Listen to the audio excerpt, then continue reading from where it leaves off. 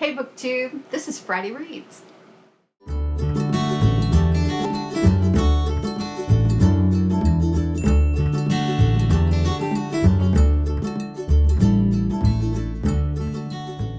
I'm Jen and I talk about audiobooks, and this weekend I have a treat. I get to buddy read The Museum of Extraordinary Things by Alice Hoffman with Elena from Elena Reads Books.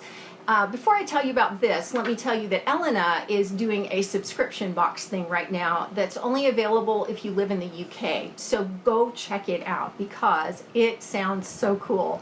I would love to participate or find someone who has the wherewithal to do the same thing here in the US because I just think it sounds so cool. She loves that kind of thing, a subscription box that has stuff in it that's really useful, not just, little bits and baubles that go along with books. I like that too. I think if I were to get a book, which as she is going to do, she's going to read it and notate it. And I think that would be great. And it really brings together the whole idea of sharing a book with someone else. It's almost like a traveling book, except that it only comes to you from her. And then there's also a Goodreads group where it's pretty exclusive. It's only, I think it's like 30 people that are going to be able to talk with her about the book and with each other. And I just think it's so cool. So go check that out. But in the meantime, she and I are reading this book together this weekend. And I am listening to it on audio. It's narrated by three people from 3 points of view.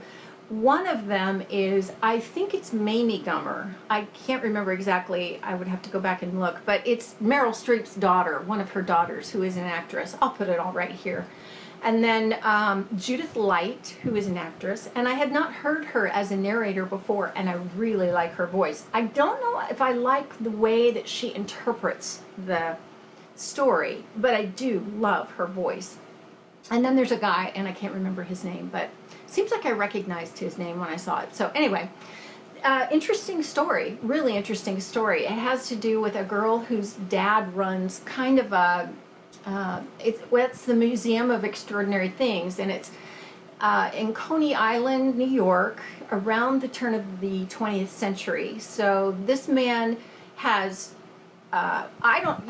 you would almost call it a freak show. Back then, I think they did call it that, which would be a complete misnomer, but it's kind of one of those things at a county fair or at a carnival where you would go in and you would see like the bearded man or the wolf man or the bearded woman or the wolf man or the monkey boy or something like that. She's born, the main character is born with webbed fingers, and so her dad puts like a mermaid costume on her and teaches her how to hold her breath for long periods of time and then puts her out as a mermaid.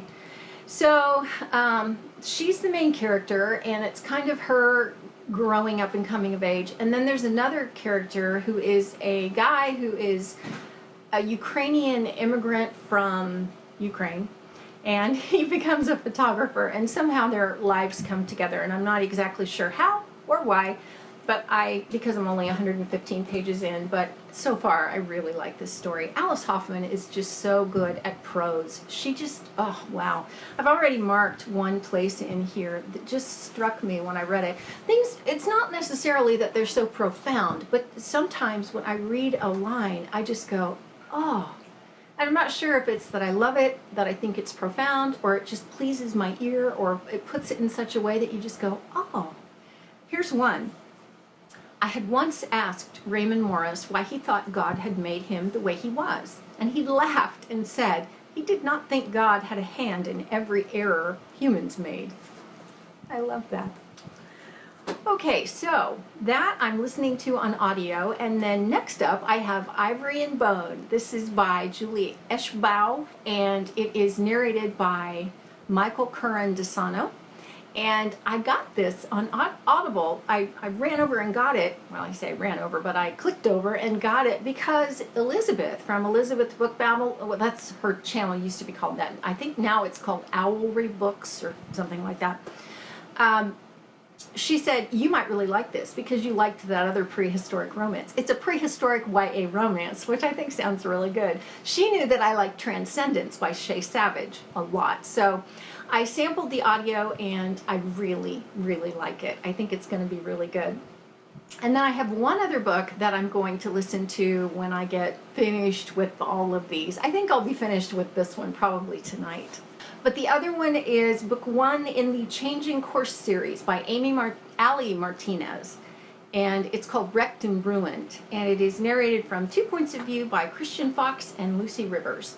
Christian Fox sounds to me a lot like Zachary Weber. He's not exactly the same, but he has that same kind of rich timbre to his voice. Like the pitch is just right, and his intonations are just very effortless. And I don't know why that's so pleasing to my ear. It just really is. It's funny. I don't fall in love with basses and touch and stuff like that. I fall in love with sounds, and some people's voices I could just listen to forever. Judith Light is one. She is one of the narrators for this, and I've thoroughly been enjoying her. I don't know about her phrasing, but I do like her narration. So that is my weekend. What are you reading this weekend? Let's talk about it in comments, and that's it for now. So have a great weekend, and I will see you next time. Thanks for watching.